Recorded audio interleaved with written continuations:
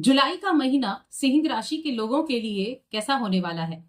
जय माता दी दोस्तों, आप सभी का स्वागत है हमारे YouTube चैनल अमृता एस्ट्रो में। इस वीडियो में मैं बात करूंगी जुलाई माह 2025 के सिंह राशि फल के बारे में। ये जो राशि फल है ये चंद्र राशि पर आधारित है और इस महीने में अगर हम ग्रहों की स्थिति की बात करें तो ग्रहों की स्थितियों में 3 ग्रहों की स्थितियों में परिवर्तन देखने को मिलेगा, जिससे कई बड़े बदलाव भी आपके लिए होने वाले हैं। ज्यादातर अगर ग्रहों की मैं बात करूं तो 2 ग्रह ऐसे हैं जो आपके लिए सबसे ज्यादा शुभ इस महीने में रहेंगे, उनके बारे में भी हम जानेंगे। तो सबसे पहले मैं ग्रहों की स्थिति की बात कर लेती हूँ। देखिए, आपकी राशि के स्वामी सूर्य देव हैं जो ग्रहों के राजा भी हैं। ये महीने की शुरुआत में आपके 11th हाउस में रहेंगे, यानी कि 3 नंबर की राशि जो कि मिथुन राशि है, जहां पर गुरु भी विराजमान है। गुरु के साथ सूर्य की युति इनकम हाउस में बेहद अच्छी है, यहाँ सपोर्ट देखने को मिलेगा। लेकिन 15 जुलाई को सूर्यदेव 12वें भाव में चले जाएंगे। अब आपके राशि के स्वामी का 12वें घर में जाना ये थोड़ा सा अनुकूल स्थिति नहीं कही जा सकती है। कुछ चीजों के लिए बेहतर है तो कुछ चीजों के लिए सावधानी भरी भी होने वाली है। बुधदेव पूरे महीने ही रहने वाले हैं, लगभग 26 जुलाई तक बुधदेव यहाँ आपके 12वें घर में रहेंगे। उसके अलावा अगर देखा जाए तो देखिए, आपके 7वें भाव में राहु विराजमान है और 8वें भाव में शनि विराजमान है और साथ में आपके करियर के भाव में शुक्रदेव बैठे हुए हैं और आपकी राशि में मंगल और केतु बैठे हुए हैं। ये तो ग्रहों की स्थिति है। अभी जो अष्टम में शनिदेव बैठे हैं ये 13 जुलाई को वक्री हो जाएंगे।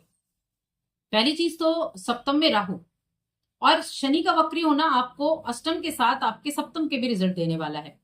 तो ये स्थितियां थोड़ी सी आपके ऊपर प्रेशर भी लेकर आ सकती हैं, लेकिन कहते हैं ना कि जो ग्रह कुंडली में अच्छे रिजल्ट नहीं दे रहा है तो जो मजबूत ग्रह है उसके द्वारा हम अच्छे रिजल्ट प्राप्त कर सकते हैं, उसको और ज्यादा मजबूत बनाकर।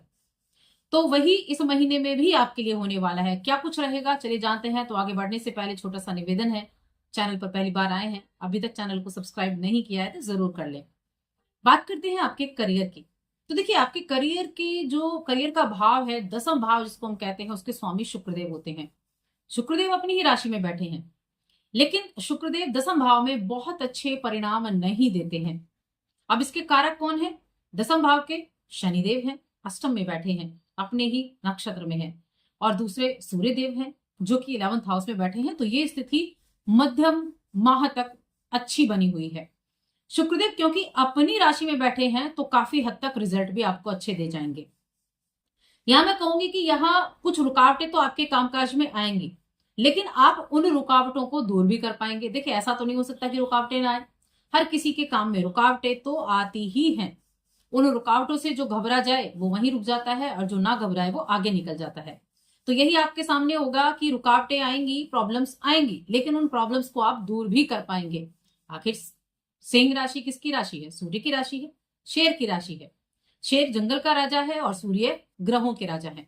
तो आप उन सभी परेशानियों को दूर कर पाएंगे। और यहाँ देखिए, आपके लग्न के स्वामी इनकम हाउस में बैठे हुए हैं, राशि के स्वामी इनकम हाउस में बैठे हैं, तो गुरु के साथ बैठे हैं। तो यहाँ क्या होगा, जो आपके अनुभव है ना, जो आपका ज्ञान है, उसके आधार पर आप आगे बढ़ेंगे। ऐसी स्थिति में आप अपनी पुरानी अनुभवों से अपनी स्थिति को ठीक कर पाएंगे। पुराने अनुभव आपके ध्यान में होंगे तो आज आप उनको अप्लाई भी कर पाएंगे, तो उसके लिए अच्छा है। कार्य क्षेत्र में मैं कहूंगी फिर भी ठीक ठाक संकेत हैं, और बिजनेस में मैं जरूर ये कहूंगी कि कोई भी नया प्रयोग ना करें। कोई भी नया बिजनेस स्टार्ट कर रहे हैं तो थोड़ा सा ध्यान रख लें। 13 जुलाई को शनि वक्री होकर सप्तम के रिजल्ट भी देंगे, क्योंकि वक्री होने का मतलब होता है उल्टी चाल चलना, और राहु वहां पहले से ही विराजमान है। गुरु अभी अस्त है और गुरु सप्तम पर दृष्टि भी डाल रहे हैं। तो कोई भी नया प्रयोग बस ना करें। किसी नए बिजनेस की शुरुआत के लिए बहुत अच्छा वक्त मैं नहीं कह सकती हूँ कि बहुत अच्छा वक्त हो किसी नए बिजनेस की शुरुआत के लिए। हाँ, जो काम आप कर रहे हैं उसमें सावधानी पूर्वक काम करके आप अच्छे रिजल्ट प्राप्त कर सकते हैं।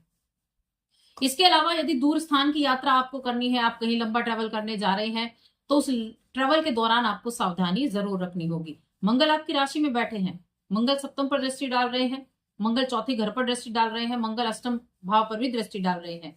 अष्टम पर मंगल की दृष्टि, यात्राओं से थोड़ी सी सावधानी आपको रखनी है। और देखिए, यात्रा भी आप जरूर करेंगे, ऐसा नहीं यात्रा नहीं करेंगे, लेकिन यात्राओं के प्रति थोड़ा सा सावधानी रहें, सावधानी पूर्वक वाहन वगैरह चलाएं, तो ये आपको ध्यान रखना है। विदेशी कंपनियों से व्यापार, विदेशी जॉब, मल्टीनेशनल कंपनी में जॉब या किसी भी तरह विदेश से जुड़े काम करते हैं तो मैं कहूंगी इस महीने आपको संतोषजनक परिणाम प्राप्त होंगे, अच्छे रिजल्ट मिलेंगे। तो बस कोई भी नया काम शुरू करने से पहले 10 बार सोचना है। बाकी जो काम चल रहे हैं उनमें मैं कहूंगी फिर भी ठीक ठाक रिजल्ट मिलेगा। इस पूरे महीने में शुक्र और गुरु बृहस्पति दो ऐसे प्लैनेट हैं जो आपको अच्छे रिजल्ट देने का काम कर रहे हैं। देखिए, गुरु बृहस्पति आपके इनकम के हाउस में बैठे हैं, दृष्टि कहां डाल रहे हैं, आपके थर्ड हाउस पर डाल रहे हैं। ट्रैवल से जुड़े हुए काम आपके लिए अच्छे रहेंगे, कम्युनिकेशन से जुड़े काम अच्छे रहेंगे। उसके बाद पंचम भाव पर दृष्टि डाल रहे हैं, शेयर मार्केट में आपका इंटरेस्ट रहेगा। शिक्षा से जुड़े काम करते हैं तो वहां अच्छा रहेगा, फाइनेंस से जुड़े काम करते हैं तो वहां अच्छा रहेगा। उसके बाद सप्तम पर दृष्टि डाल रहे हैं, जो काम पहले से कर रहे हैं उसको ध्यान पूर्वक करें, नए काम करने की शुरुआत अभी ना करें।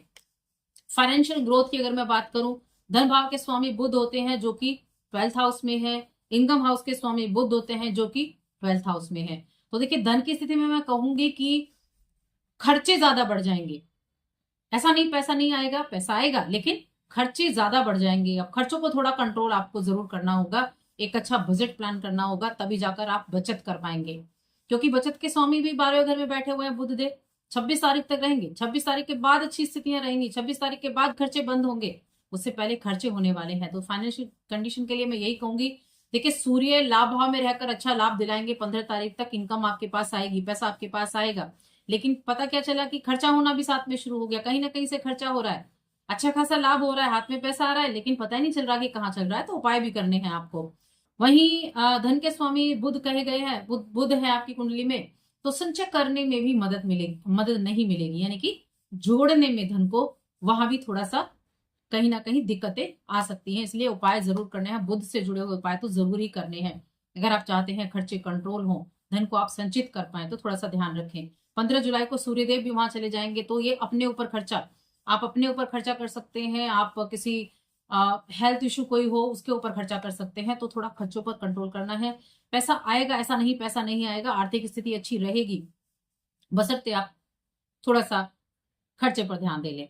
अब मैं बात करती हूँ प्रेम जीवन, वैवाहिक जीवन और पारिवारिक जीवन। तो देखिए, प्रेम जीवन के स्वामी गुरु बृहस्पति हैं जो कि 11th हाउस में बैठे हुए हैं, पंचम भाव को देख भी रहे हैं। तो मैं कहूंगी ठीक है, आप अपनी लाइफ को मेंटेन करेंगे, लव लाइफ को मेंटेन करेंगे, और गुरु आपके जीवन में अगर समस्याएं चल रही हैं प्रेम जीवन को लेकर, तो उनको दूर भी करते हुए दिखाई देंगे।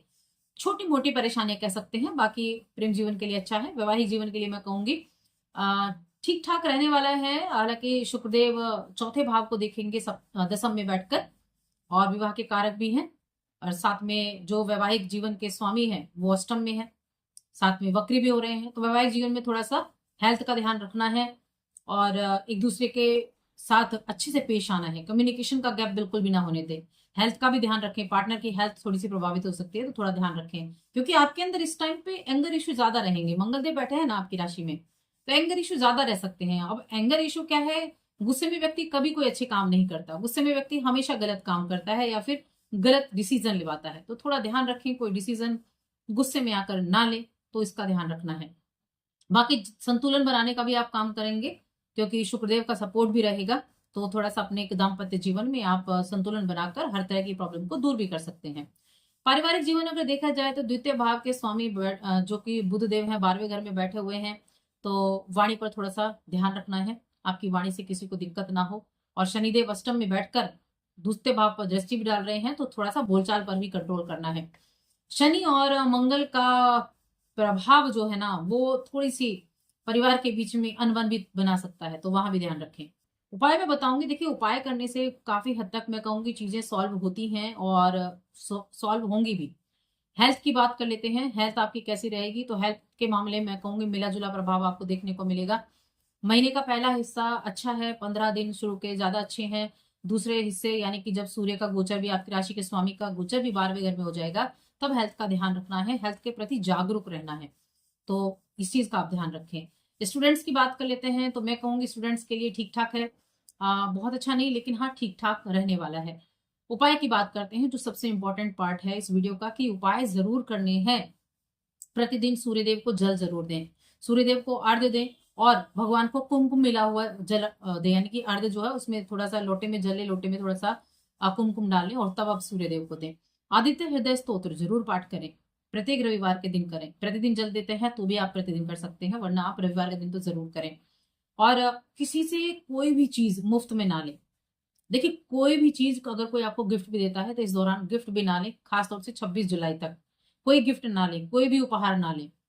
इस चीज का ध्यान रखें। और साथ में भगवान गणेश की आराधना जरूर करें। भगवान गणेश की आराधना करना, उनको दुर्वा चढ़ाना, गणेश चालीसा का पाठ करना, ये आपके लिए अच्छा रहेगा। या फिर आप एक काम कर सकते हैं, विष्णु सहस्त्र नाम का पाठ करेंगे तो भी बुध के जो निगेटिव इफेक्ट है ना, उनमें बहुत कमी आपको देखने को मिलेगी। तो इन उपायों को आप करें। और आज की वीडियो में इतना ही। वीडियो कैसी लगी कमेंट करके जरूर बताएं। जय माता दी।